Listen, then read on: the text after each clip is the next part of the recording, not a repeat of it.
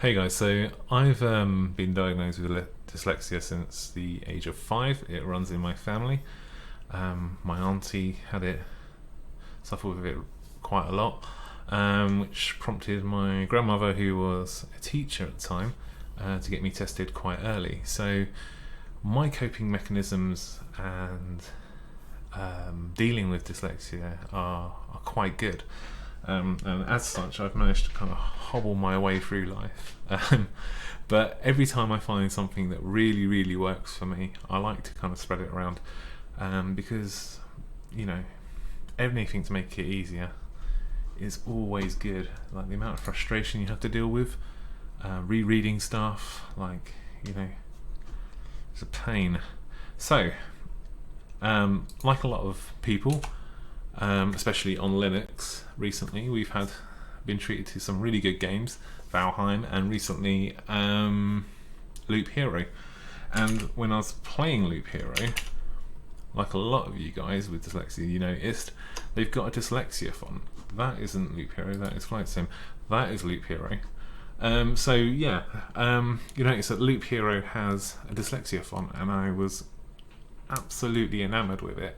It's so easy to read, it's so accessible, it doesn't have the crazy formatting of something like the Open Dyslexia font, which I really struggle with, because I find that very messy. But this one really worked, and unfortunately it don't list in the game what the font was, so I had to start looking for it myself and trying to figure out how I was going to do that. I thought maybe I could post onto like a subreddit like about fonts, get the font nerds involved. Maybe the dev is on the Loop Hero subreddit. But I thought before I do all that nonsense and start running around, I'll just do the old school thing, which is just check the configs. So I did. Went into the Loop Hero files, and it's there.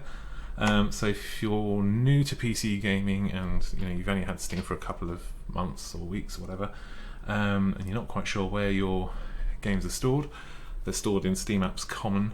That's the same for Linux and Windows, probably Mac as well.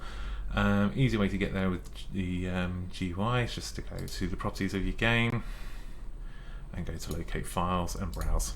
Boom. So for me, it's on a hard drive that isn't my OS drive. Yeah, so this is the Loop Hero directory. Super simple, and it's just in assets, it's just in fonts, and there it is, first one.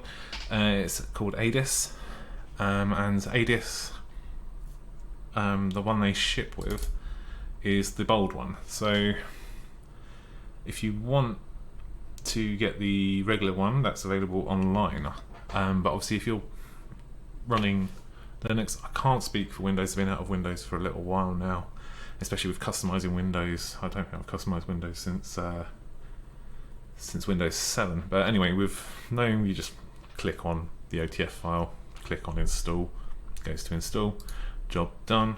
Then you're going to head to GNOME tweaks, and then you just jump down to fonts and slap it on. So you can see here I've picked up ADIS regular as well. That's just kind of my setup. So if we head over to the website, you can see here ADIS font, regular and bold are free, which is awesome because they are the ones you're going to need for day to day really. And the full package is €16, which for me, for the accessibility it allows me, I'm all for. Like, this is really it's like one of the best fonts, the most comfortable fonts I've come across. Yeah, so that's ADIS. It's a really cool accessible font. Thank you to the devs of Loop Hero for including a dyslexia option and including such a good font. I think I might go over to the Font Nerds subreddit now and just subscribe, might as well. But yeah, so check it out. Yeah, I'll catch you later. Bye.